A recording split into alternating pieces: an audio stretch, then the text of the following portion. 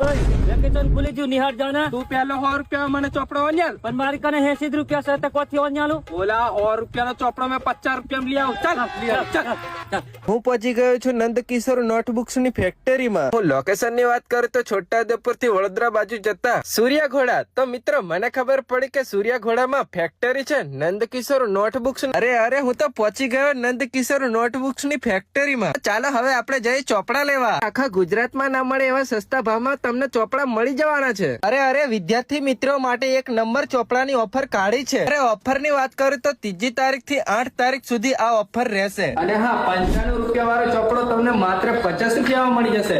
અને હા 80 વાળો ચોપડો તમને 40 રૂપિયામાં મળી જશે.